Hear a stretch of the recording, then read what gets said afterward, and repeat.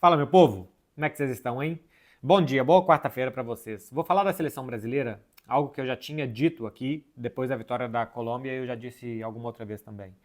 Parece que é sempre o primeiro jogo. Parece que o Brasil estava fazendo contra a Argentina o 16º jogo na era Dorival Júnior. Começou há um ano, né, na data FIFA de março do ano passado contra a Inglaterra e Espanha. E parece que é o primeiro. Aliás, os primeiros pareciam melhores. Se a gente pega para ver essa trajetória da seleção brasileira, não dá a mínima sensação de que está melhorando alguma coisa. Assim, absolutamente nada. Não tem, depois de um ano de maus resultados, 7 vitórias, 7 empates, 2 derrotas. O Brasil mais não venceu do que venceu, apesar de só ter perdido 2 vezes com o Dorival para a seleção brasileira. Sempre que não ganha é alguma coisa importante. Então são mais tropeços do que vitórias. E eu não sei o que melhorou. Assim, eu não sei nada. Eu não sei minimamente algo que tenha melhorado na seleção brasileira de um ano para cá.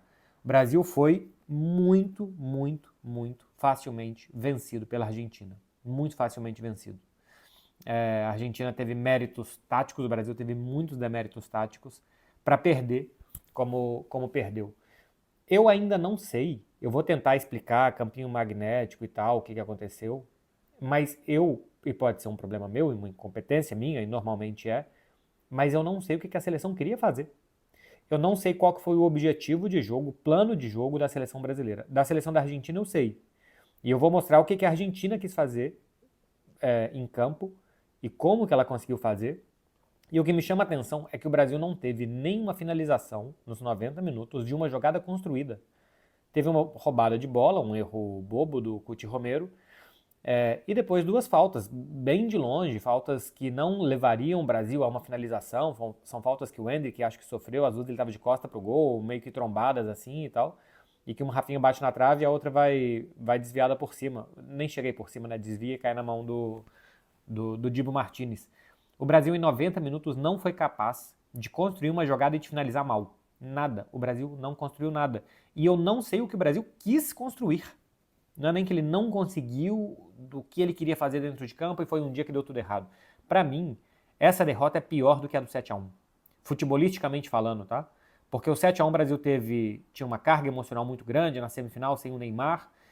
O Brasil não estava acostumado a não ter o Neymar, dessa vez não dá para falar que tem o impacto de não ter o Neymar, porque o Brasil está acostumado a não jogar com o Neymar, então assim, quando o Neymar jogar é que ele pode dar um impacto diferente, e não quando ele sai que tem um impacto diferente, porque o Brasil joga sem ele já há quase 2 anos. E eu não sei qual foi o objetivo da seleção, o que o Brasil tentou fazer dentro de campo. Então, não dá para entender como que o Brasil perdeu tão mal. Falava que foi pior do que 7-1, me perdi um pouco no raciocínio, porque no 7-1 o Brasil começa razoavelmente bem e tem aqueles 20 minutos que toma 5 gols. Ali o jogo acaba, vai para o espaço e tal, mas claramente foi um apagão, uma coisa aconteceu que a Alemanha foi muito impiedosa e que o Brasil estava fora do jogo por 15, 20 minutos quando ele tomou 4 gols seguidos. Né? A diferença do primeiro para o segundo gol ainda é um pouco maior, depois do segundo para o quinto gol são 4 gols muito seguidos. Contra a Argentina foram 90 minutos de uma total impotência da seleção brasileira, muito longe de qualquer coisa que poderia fazer. Antes de eu explicar alguma coisa tática, vou passar pelas declarações do Rafinha, porque isso chamou muito a atenção, né? Antes, durante e alguma coisa depois do jogo também. Declaração do Rafinha para o Romário sobre tentar ganhar na bola e se fosse necessário na porrada, alguma coisa assim. Eu não gosto desse tipo de declaração pelo conceito dela. Eu não gosto de provocações, porque eu acho que tendem a sair mal, e eu acho que foi feita num muito mau momento. O Brasil não está em momento para bancar. O Rafinha tentou bancar de que o Brasil podia, de que era possível, de que se fosse preciso ele ia fazer o gol e ele ia para cima dos caras e tal. O Brasil está num momento fragilizado e entender a fragilidade e não bancar força, eu acho que é muito importante para sair disso. A fala do Rafinha para o Romário me parece muito a fala do Dorival dizendo que garantia que o Brasil ia estar na final da Copa de 2026. Eu acho que quando não existe um argumento futebolístico, quando não consegue falar com a bola nos pés, alguns personagens da seleção brasileira, no caso que eu citei Rafinha e Dorival, estão tentando transmitir uma atitude, garra, brio, confiança no futebol brasileiro que não dialogam com o que existe dentro de campo, né? O Dorival falar que o Brasil estaria na final da Copa, e a gente vê como é que o Brasil está jogando. E o Rafinha ter essa declaração tão confiante Outra coisa é o negócio da porrada e tal. Mas tão confiante de que ia fazer o gol, de que ia pra cima dos argentinos, sendo que a seleção não transmite essa confiança, a seleção nem deu ferramentas pro Rafinha fazer o gol, porque o time foi completamente engolido, me mostra uma ansiedade de dar alguma resposta pro torcedor. Acho que as duas declarações são de querer dar uma resposta pro torcedor que quer alguma coisa da seleção de volta. Quer bom futebol, quer resultado, quer garra, quer porrada.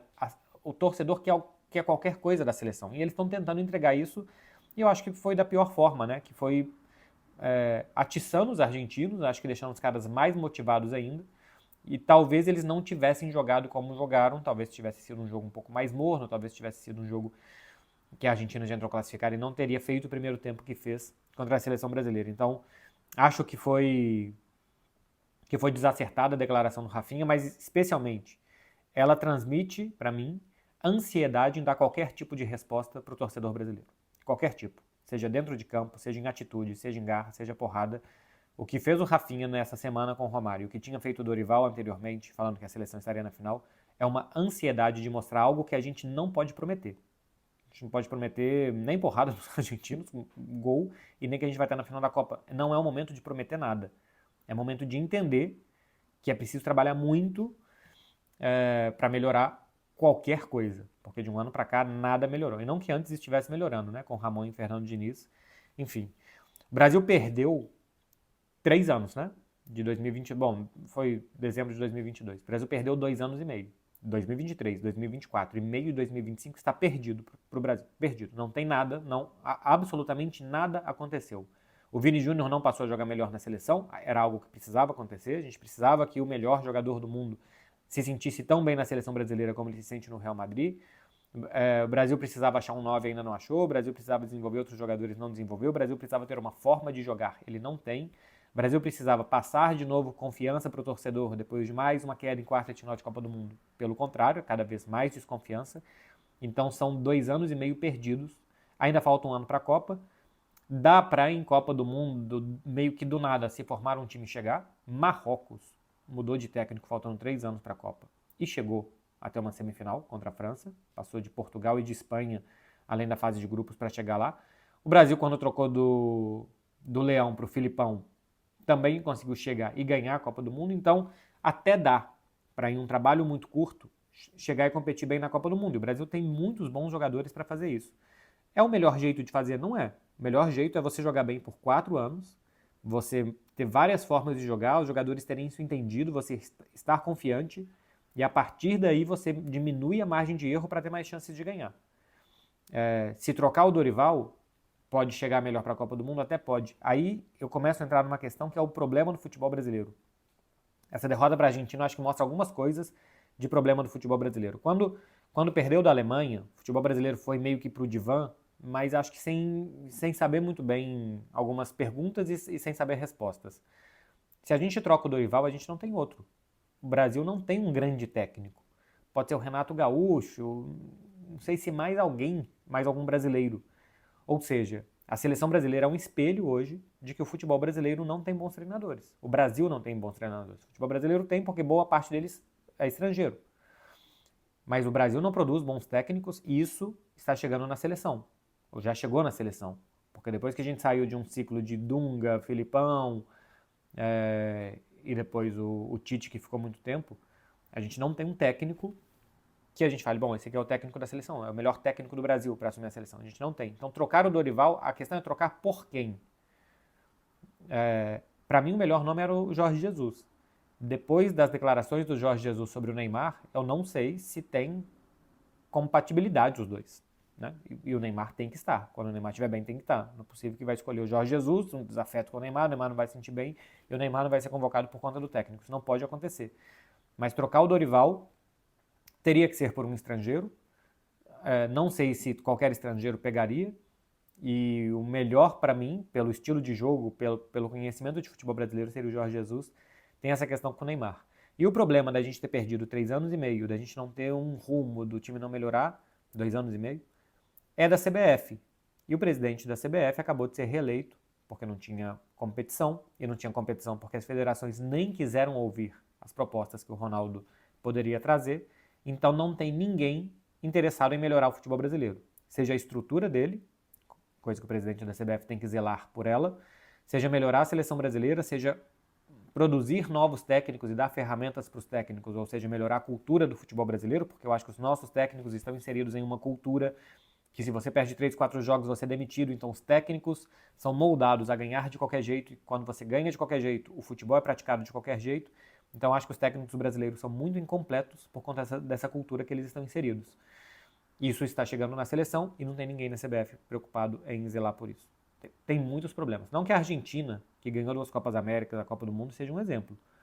O Tapia, que está lá, não é exemplo, o campeonato argentino não é, a saúde econômica dos clubes também não é. Então não é que a Argentina, porque ganhou do Brasil, faz tudo bem e o Brasil faz tudo mal.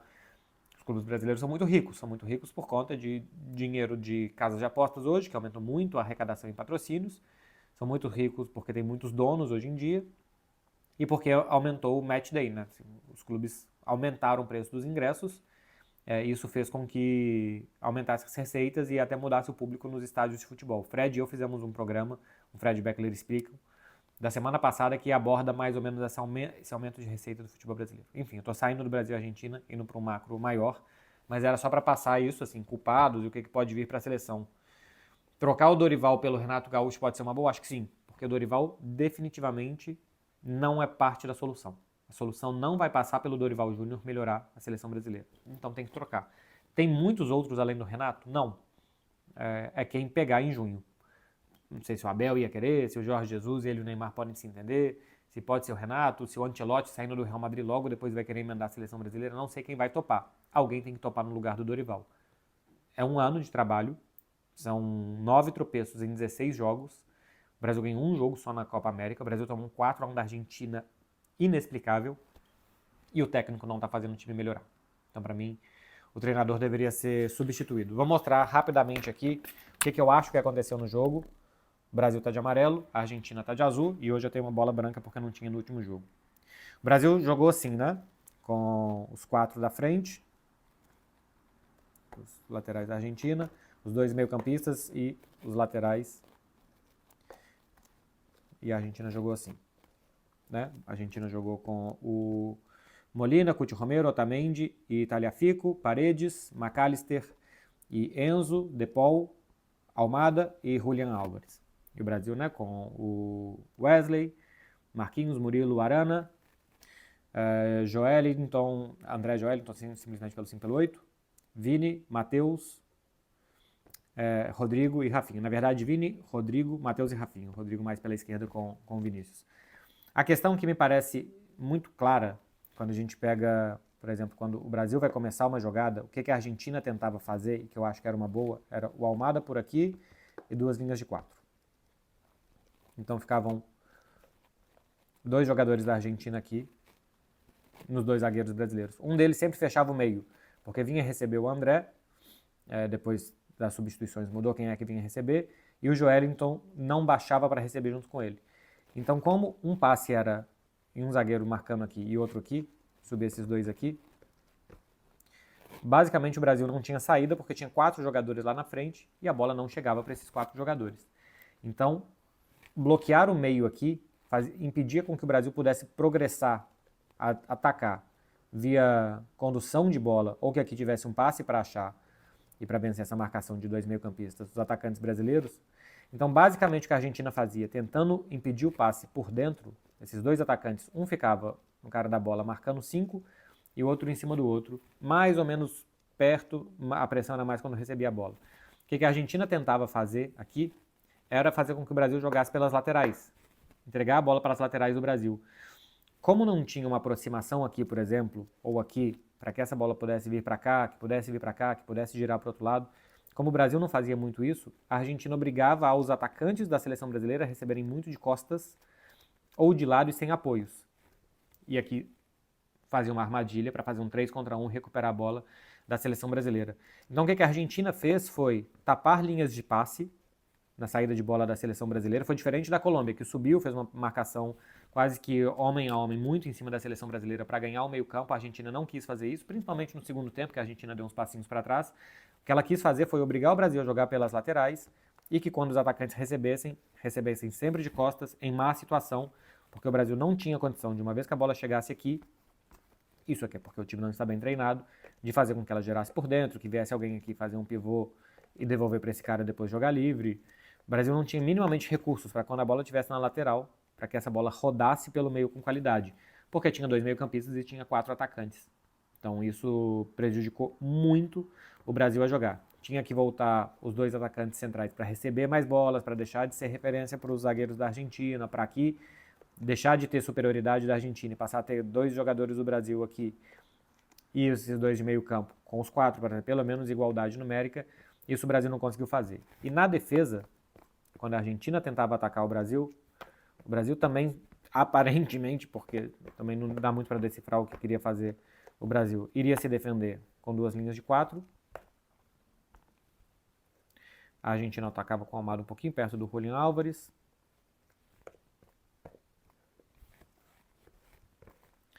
Mas o que fazia muito era Paredes por aqui, Almada quase que por aqui.